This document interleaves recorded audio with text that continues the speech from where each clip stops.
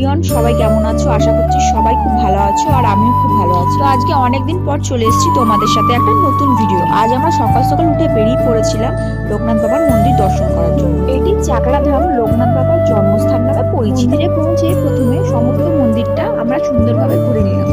এখানে লোকনাথ বাবার মূর্তি ছাড়া আরো অন্যান্য দেবদেবীর মূর্তিও ছিল। মন্দিরটা সুন্দরভাবে ঘুরে নেওয়ার পর লোকনাথ বাবার মূর্তি দর্শন করে আমরা আস্তে আস্তে চলে গেছিলাম ভোগ প্রসাদের কাউন্টার। এখানে ভোগ প্রসাদ গ্রহণের দু রকম কুপনের ব্যবস্থা আছে।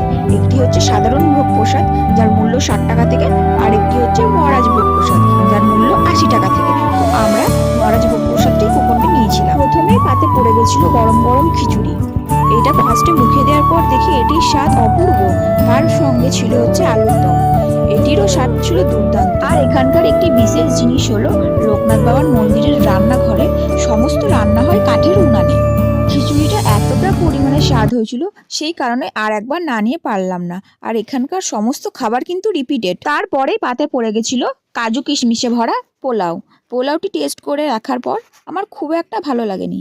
এটা আমার পার্সোনাল এক্সপিরিয়েন্স থেকে বলছি, তোমাদের ভালোও লাগতে পারে। আর পরেই চলে এসেছিল ফুলকপি আলু সমস্ত কিছু দিয়ে একটা তরকারি। এটা আমার খেতে মোটামুটি লেগেছে। পোলাওর সাথে যেই তরকারিটি দিয়েছিল সেটা আমার যেহেতু মোটামুটি লেগেছে, সেই কারণে খিচুড়ির সাথে যেই তরকারিটি দিয়েছিল সেটা আমি আর একবার চেয়ে নিয়েছিলাম। এটা খাওয়া শেষ করতে না করতে চলে এসেছিল পাঁপড়। পাঁপড়ের পরে তার সাথে চলে এসেছিল চাটনি। চাটনি দিয়ে পাঁপড় খেতে আমার খুবই ভালো লাগে। তো তোমাদের আর কার কার চাটনি দিয়ে পাঁপড় একসাথে খেতে ভালো লাগে অবশ্যই কিন্তু কমেন্টে জানিও। তারপর ছিল হচ্ছে পায়েস, এটির স্বাদও ছিল দুর্দান্ত। খাওয়া দাওয়া শেষ করে চারদিকটা একটু ঘুরে আস্তে আস্তে আমরা বাড়ির দিকে আবার রওনা দিলাম। সারাদিনটা খুবই সুন্দর কাটলো। তো আপাতত ভিডিওটা এই পর্যন্তই রাখছি। ভিডিওটা কেমন হয়েছে অবশ্যই কিন্তু কমেন্টে জানিও। সো দেখা হচ্ছে তোমাদের সাথে আবার নেক্সট কোনো ভিডিওতে। সো আজকের মতন টাটা।